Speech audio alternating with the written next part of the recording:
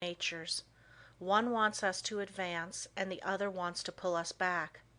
The one that we cultivate and concentrate on decides what we are at the end. Both natures are trying to gain control. The will alone decides the issue. A man by one supreme effort of the will may change his whole career and almost accomplish miracles. You may be that man. You can be, if you will to be, for will can find a way or make one. I could easily fill a book of cases where men plodding along in a matter-of-fact way were all at once aroused, and as if awakening from a slumber, they developed the possibilities within them, and from that time on were different persons. You alone can decide when the turning point will come. It is a matter of choice whether we allow our diviner self to control us, or whether we will be controlled by the brute within us. No man has to do anything he does not want to do. He is therefore the director of his life if he wills to be. What we are to do is the result of our training. We are like putty, and can be completely controlled by our willpower. Habit is a matter of acquirement. You hear people say, "He comes by this or that naturally, a chip off the old block," meaning that he is the only one doing what his parents did. This is quite often the case, but there is no reason for it, for a person can break a habit just the moment he masters the "I will." A man may have been a good-for-nothing all his life up to this very minute, but from this time on he begins to amount to something. Even old men have suddenly changed and accomplished wonders. "I lost my opportunity," says one. That may be true, but by sheer force of will we can find a way to bring us another opportunity. There is no truth in the saying that opportunity knocks at our door but once in a lifetime. The fact is, opportunity never seeks us. We must seek it. What usually turns out to be one man's opportunity was another man's loss. In this day, one man's brain is matched against another's. It is often the quickness of brain action that determines the result. One man thinks, "I will do it," but while he procrastinates, the other goes ahead and does the work. They both have the same opportunity. The one will complain of his lost chance, but it should teach him a lesson, and it will, if he is seeking the path that leads to success. Many persons read good books, but they say they do not get much good out of them. They do not realize that all any book or any lesson course can do is to awaken them to their possibilities, to stimulate them to use their willpower. You may teach a person from now until doomsday, but that person will only know what he learns himself. You can lead him to the fountain, but you can't make him drink. One of the most beneficial practices I know of is that of looking for the good in everyone and everything, for there is good in all things. We encourage a person by seeing his good qualities, and we also help ourselves by looking for them. We gain their good wishes, a most valuable asset sometimes. We get back what we give out. The time comes when most all of us need encouragement, need buoying up. So form the habit of encouraging others, and you will find it a wonderful tonic for both those encouraged and yourself, for you will get back encouraging and uplifting thoughts. Life furnishes us the opportunity to improve, but whether we do it or not depends upon how near we live up to what is expected of us. The first of each month, a person should sit down and examine the progress he has made. If he has not come up to expectations, he should discover the reason, and by extra exertion measure up to what is demanded next time. Every time that we fall behind what we plan to do, we lose just so much, for that time is gone forever. We may find a reason for doing it, but most excuses are poor substitutes for action. Most things are possible. Ours may be a hard task, but the harder the task, the greater the reward. It is the difficult things that really develop us.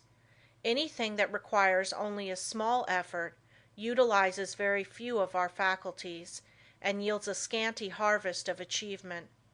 So do not shrink from a hard task, for to accomplish one of these will often bring us more good than a dozen lesser triumphs. I know that every man that is willing to pay the price can be a success. The price is not in money, but in effort. The first essential quality for success is the desire to do, to be something. The next thing is to learn how to do it. The next to carry it into execution. The man that is the best able to accomplish anything is the one with a broad mind, the man that has acquired knowledge, that may, it is true, be foreign to this particular case, but is nevertheless of some value in all cases. So the man that wants to be successful must be liberal. He must acquire all the knowledge that he can. He must be well posted not only in one branch of his business, but in every part of it. Such a man achieves success. The secret of success is to try always to improve yourself, no matter where you are or what your position. Learn all you can. Don't see how little you can do, but how much you can do. Such a man will always be in demand, for he establishes the reputation of being a hustler. There is always room for him because progressive firms never let a hustler leave their employment if they can help it. The man that reaches the top is the gritty, plucky, hard worker, and never the timid, uncertain, slow worker. An untried man is seldom put in a position of responsibility and power. The man selected is one that has done something, achieved results in some line, or taken the lead in his department. He is placed there because of his reputation of putting vigor and virility into his efforts, and because he has previously shown that he has pluck and determination. The man that is chosen at the crucial time is not usually a genius. He does not possess any more talent than others, but he has learned that results can only be produced by untiring, concentrated effort. That miracles in business do not just happen. He knows that the only way they will happen is by sticking to a proposition and seeing it through. That is the only secret of why some succeed and others fail. The successful man gets used to seeing things accomplished, and always feels sure of success. The man that is a failure gets used to seeing failure, expects it, and attracts it to him. It is my opinion that with the right kind of training every man could be a success. It is really a shame that so many men and women, rich in ability and talent, are allowed to go to waste, so to speak. Some day I hope to see a millionaire philanthropist start a school for the training of failures. I'm sure he could not put his money to a better use.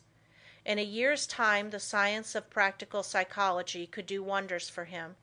He could have agencies on the lookout for men that had lost their grip on themselves, that had through indisposition weakened their will, that through some sorrow or misfortune had become discouraged. At first all they need is a little help to get them back on their feet, but usually they get a knock downwards instead. The result is that their latent powers never develop, and both they and the world are the losers. I trust that in the near future someone will heed the opportunity of using some of his millions in arousing men that have begun to falter. All they need to be shown is that there is within them an omnipotent source that is ready to aid them, providing they will make use of it. Their minds only have to be turned from despair to hope to make them regain their hold. When a man loses his grip today, he must win his redemption by his own will. He will get little encouragement or advice of an inspiring nature. He must usually regain the right road alone. He must stop dissipating his energies and turn his attention to building a useful career. Today we must conquer our weakening tendencies alone. Don't expect anyone to help you. Just take one big brace, make firm resolutions, and resolve to conquer your weaknesses and vices. Really, no one can do this for you. They can encourage you. That is all. I can think of nothing but lack of health that should interfere with one becoming successful. There is no other handicap that you should not be able to overcome. To overcome a handicap, all that is necessary to do is to use more determination and grit and will. The man with grit and will may be poor today and wealthy in a few years. Will power is a better asset than money. Will carry you over chasms of failure if you but give it the chance. The men that have risen to the highest positions have usually had to gain their victories against big odds. Think of the hardships many of our inventors have gone through before they became a success. Usually they have been very much misunderstood by relatives and friends. Very often they did not have the bare necessities of life. Yet by sheer determination and resolute courage they managed to exist somehow until they perfected their inventions, which afterwards greatly helped in bettering the condition of others. Everyone really wants to do something, but there are very few that will put forth the needed effort to make the necessary sacrifice to secure it. There is only one way to accomplish anything, and that is to go ahead and do it. A man may accomplish almost anything today if he just sets his heart on doing it and lets nothing interfere with his progress. Obstacles are quickly overcome by the man that sets out to accomplish his heart's desire. The bigger the man, the smaller the obstacle appears. The smaller the man, the greater the obstacle appears. Always look at the advantage you gain by overcoming obstacles, and it will give you the needed courage for their conquest.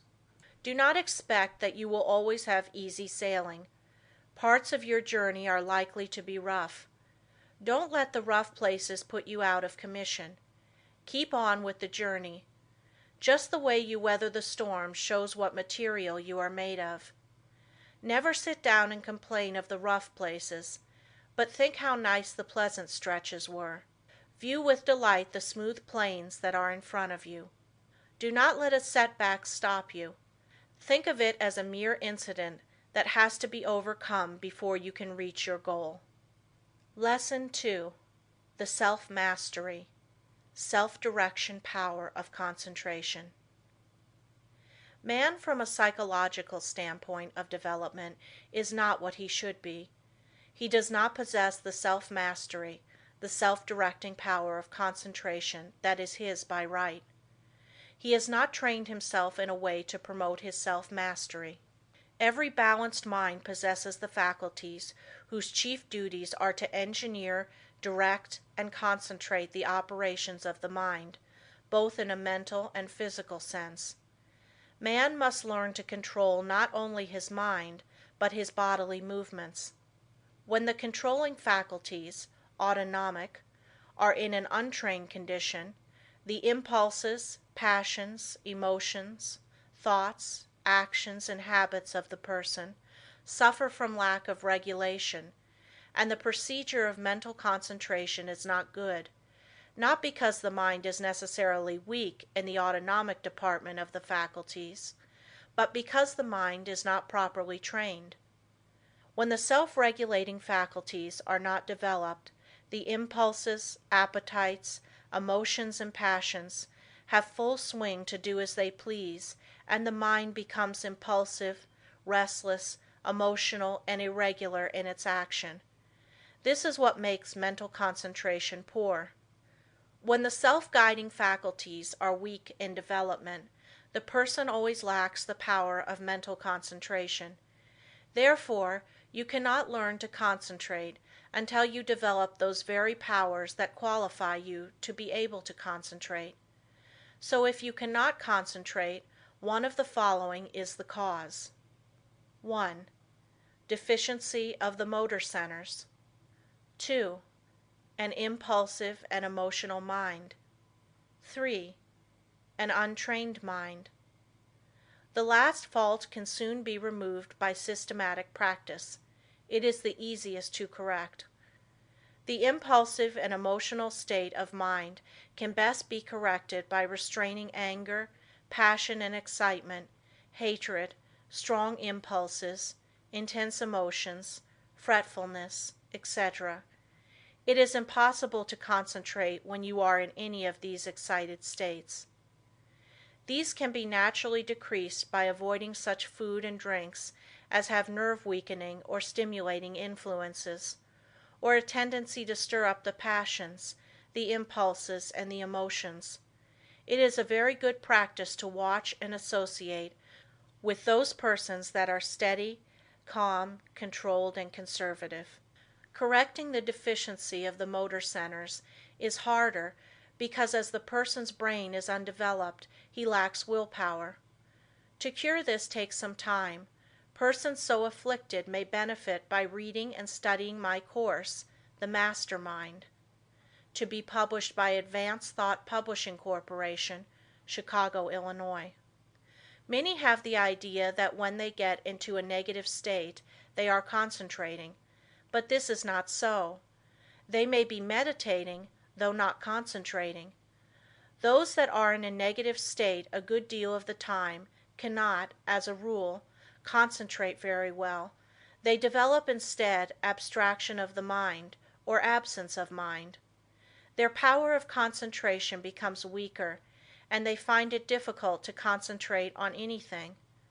They very often injure the brain if they keep up this state.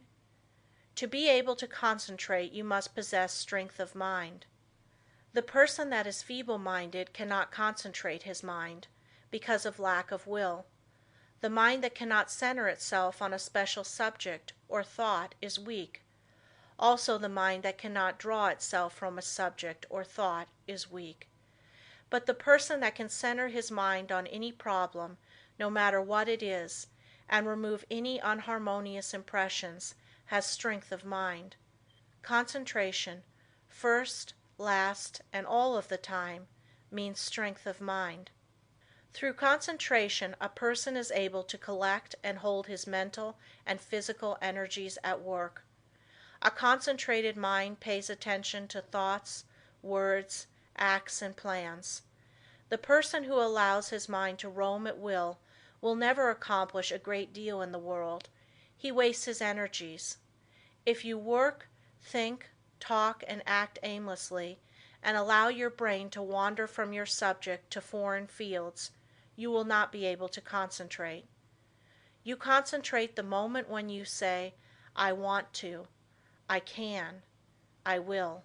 Some mistakes some people make. If you waste your time reading sensational stories or worthless newspaper items, you excite the impulsive and the emotional faculties, and this means you are weakening your power of concentration. You will not be a free engineer, able to pilot yourself to success. Concentration of the mind can only be developed by watching yourself closely.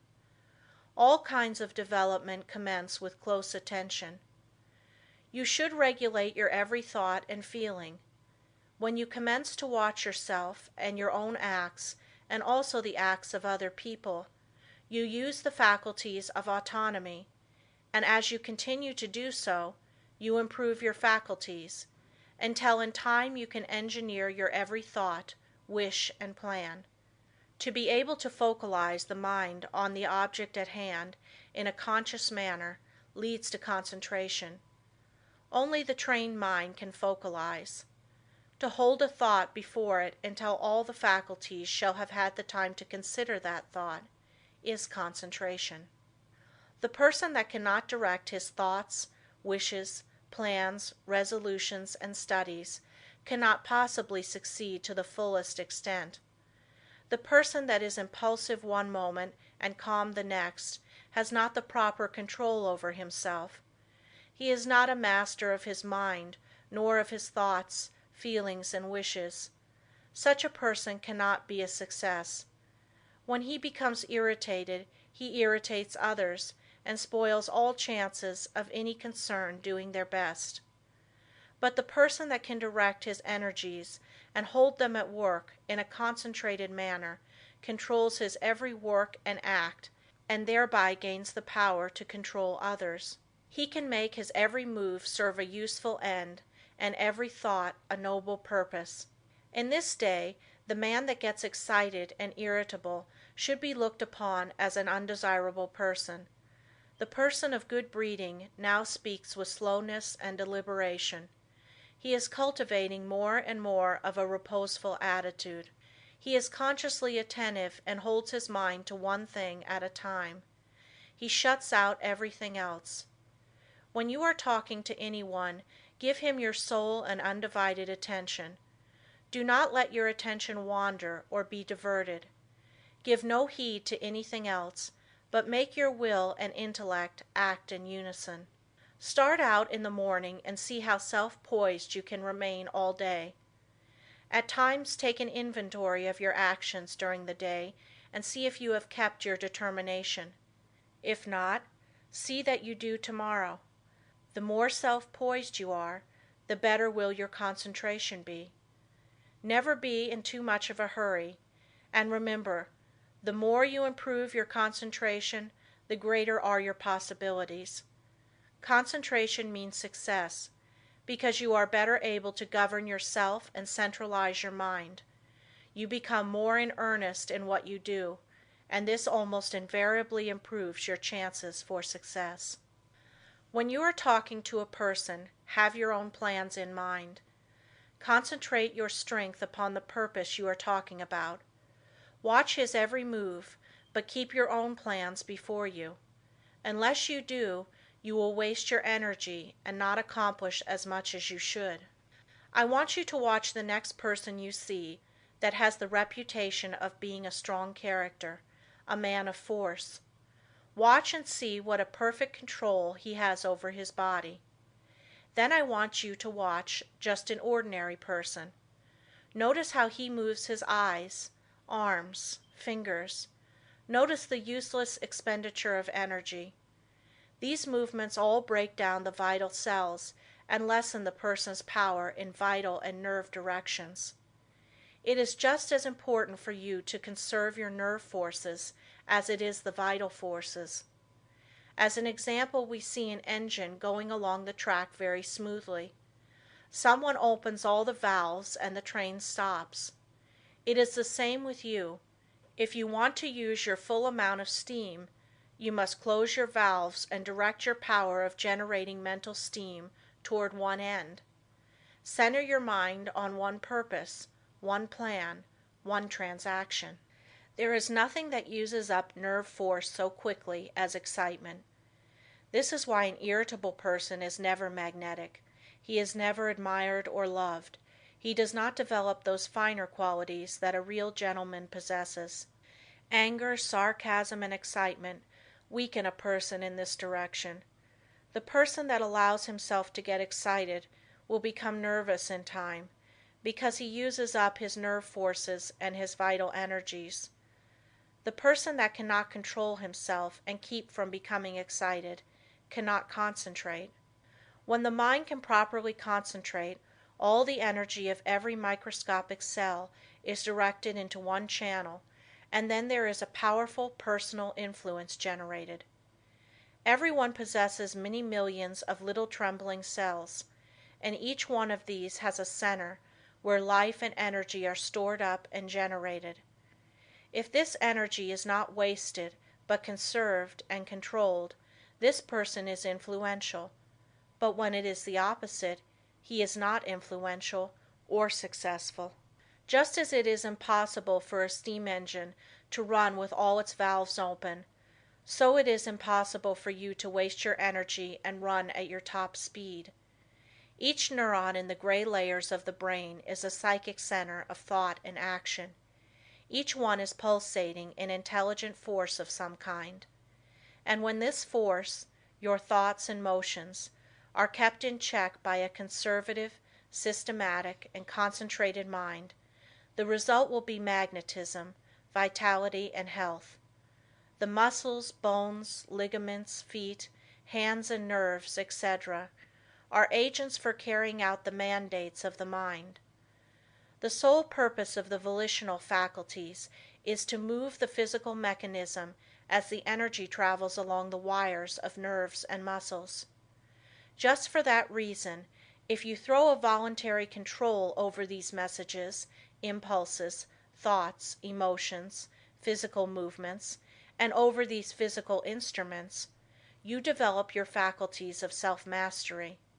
And to the extent you succeed here, in proportion will you develop the power of concentration. Any exercise or work that excites the mind, stimulates the senses, calls the emotions and appetites into action, confuses, terrifies, or emotionalizes, weakens the power of concentration. This is why all kind of excitement is bad. This is the reason why persons who drink strong drinks, who allow themselves to get into fits of temper, who fight, who eat stimulating food, who sing and dance and thus develop their emotions, who are sudden, vehement, and emotional, lack the power to concentrate. But those whose actions are slower and directed by their intelligence develop concentration. Sometimes dogmatic, willful, excitable persons can concentrate, but it is spasmodic, erratic concentration, instead of controlled and uniform concentration. Their energy works by spells. Sometimes they have plenty, other times very little. It is easily excited, easily wasted. The best way to understand it is to compare it with the discharge of a gun. If the gun goes off when you want it to, it accomplishes the purpose. But if it goes off before you are ready for it, you will not only waste ammunition, but it is also likely to do some damage. That is just what most persons do. They allow their energy to explode, thus not only wasting it, but endangering others. They waste their power, their magnetism, and so injure their chance of success. Such persons are never well liked, and never will be until they gain control over themselves. It will be necessary for them to practice many different kinds of concentration exercises, and to keep them up for some time. They must completely overcome their sudden, erratic thoughts, and regulate their emotions and movements. They must from morning to night train the mind to be steady and direct, and keep the energies at work. The lower area of the brain is the storehouse of the energy. Most all persons have the dynamic energy they need if they would concentrate on it. They have the machine, but they must also have the engineer, or they will not go very far. The engineer is the self-regulating, directing power. The person that does not develop his engineering qualities will not accomplish much in life. The good engineer controls his every act. All work assists in development. By what you do, you either advance or degenerate. This is a good idea to keep always in mind. When you are uncertain whether you should do something or not, just think whether by doing it you will grow or deteriorate, and act accordingly. I am a firm believer in work when you work and play when you play. When you give yourself up to pleasure, you can develop concentration by thinking of nothing else but pleasure. When your mind dwells on love, think of nothing but this, and you will find you can develop a more intense love than you ever had before. When you concentrate your mind on the you, or real self, and its wonderful possibilities, you develop concentration and a higher opinion of yourself. By doing this systematically, you develop much power, because you cannot be systematic without concentrating on what you are doing. When you walk out into the country and inhale the fresh air, studying vegetation, trees, etc., you are concentrating. When you see that you are at your place of business at a certain time each morning, you are developing steadiness of habit and becoming systematic. If you form the habit of being on time one morning, a little late the next, and still later the following one, you are not developing concentration. But whenever you fix your mind on a certain thought and hold your mind on it at successive intervals, you develop concentration. If you hold your mind on some chosen object, you centralize your attention, just like the lens of the camera centralizes on a certain landscape. Therefore, always hold your mind on what you are doing, no matter what it is. Keep a careful watch over yourself, for unless you do, your improvement will be very slow. Practice inhaling long, deep breaths, not simply for the improvement of health, although that is no small matter, but also for the purpose of developing more power, more love, more life. All work assists in development. You may think it foolish to try to develop concentration by taking muscular exercises, but you must not forget that the mind is associated with muscle and nerve. When you steady your nerves and muscles, you steady your mind, but let your nerves get out of order and your mind will become erratic and you will not possess the power of direction, which in other words, is concentration.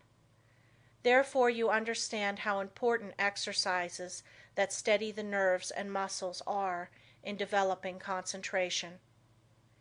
Everyone is continually receiving impulses that must be directed and controlled if one is to lead a successful life. That is the reason why a person must control the movements of his eyes, feet, fingers, etc. This is another reason why it is important to control his breathing. The slow, deep, prolonged exhalations are of wonderful value. They steady the circulation, the heart action, muscles and nerves of the mind. If the heart flutters, the circulation is not regular, and when the lung action is uneven, the mind becomes unsteady and not fit for concentration. This is why controlled breathing is very important as a foundation for physical health. You must not only concentrate your mind, but also the action of the eyes, ears, and fingers. Each of these contain miniature minds that are controlled by the master engineer. You will develop much quicker if you thoroughly realize this.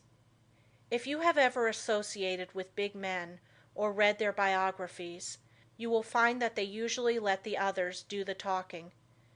It is much easier to talk than it is to listen. There is no better exercise for concentration than to pay close attention when someone is talking. Besides learning from what they have to say, you may develop both mental and physical concentration. When you shake hands with someone, just think of your hand as containing hundreds of individual minds, each having an intelligence of its own. When you put this feeling into your handshake, it shows personality. When you shake hands in a listless way, it denotes timidity, lack of force, and power of personality. When the hand grip is very weak and stiff, the person has little love in his nature, no passion, and no magnetism. When the handshake is just the opposite, you will find that the nature is also. The loveless person is non-magnetic, and he shows that he is by his non-magnetic handshake. When two developed souls shake hands, their clasps are never light. There is a thrill that goes through both when the two currents meet. Love arouses the opposite currents of the positive and negative natures. When there is no love, life loses its charm. The hand quickly shows when love is being aroused. This is why you should study the art of handshaking and develop your social affections. A person that loves his kind reflects love, but a person that hates reflects hate. The person with a bad nature, a hateful disposition, evil thoughts and feeling, is erratic, freakish, and fitful. When you allow yourself to become irritable, watch how you breathe and you will learn a valuable lesson. Watch how you breathe when you are happy. Watch your breathing when you harbor hate. Watch how you breathe when you feel in love with the whole world and noble emotions thrill you. When filled with good thoughts, you breathe a plentiful supply of oxygen into your lungs, and love fills your soul. Love develops a person, physically, mentally, and socially.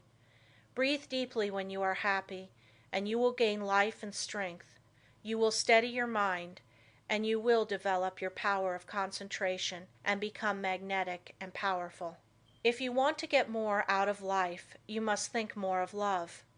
Unless you have real affection for something, you have no sentiment, no sweetness, no magnetism. So arouse your love affections by your will and enter into a fuller life. The hand of love always magnetizes, but it must be steady and controlled. Love can be concentrated in your handshake, and this is one of the best ways to influence another. The next time you feel yourself becoming irritable, use your will and be patient. This is a very good exercise in self-control. It will help you to keep patient if you will breathe slowly and deeply. If you find you are commencing to speak fast, just control yourself and speak slowly and clearly. Keep from either raising or lowering your voice, and concentrate on the fact that you are determined to keep your poise, and you will improve your power of concentration. When you meet people of some consequence, assume a reposeful attitude before them. Do this at all times. Watch both them and yourself. Static exercises develop the motor faculties and increase the power of concentration. If you feel yourself getting irritable, nervous, or weak, stand squarely on your feet with your chest up and inhale deeply, and you will see that your irritability will disappear and a silent calm will pass over you. If you are in the habit of associating with nervous, irritable people, quit it until you grow strong in the power of concentration, because irritable, angry, fretful, dogmatic, and disagreeable people will weaken what powers of resistance you have. Any exercises that give you better control of the ears, fingers, eyes, feet, help you to steady your mind. When your eye is steady, your mind is steady. One of the best ways to study a person is to watch his physical movements, for when we study his actions, we are studying his mind, because actions are the expressions of the mind. As the mind is, so is the action. If it is uneasy, restless, erratic, unsteady, its actions are the same. When it is composed, the mind is composed. Concentration means control of the mind and body. You cannot secure control over one without the other. Many people who seem to lack ambition have sluggish minds. They are steady, patient, and seemingly have good control, but this does not say they are able to concentrate. These people are indolent, inactive, slow, and listless because they lack energy. They do not lose control because they have little force to control. They have no temper, and it therefore cannot disturb them. Their actions are steady because they possess little energy. The natural person is internally strong, energetic, and forceful, but his energy, force, and strength, thoughts, and physical movements are well under his control. If a person does not have energy, both mental and physical, he must develop it. If he has energy which he cannot direct and hold to a point, he must learn to do so. A man may be very capable, but unless he wills to control his abilities, they will not do him any good.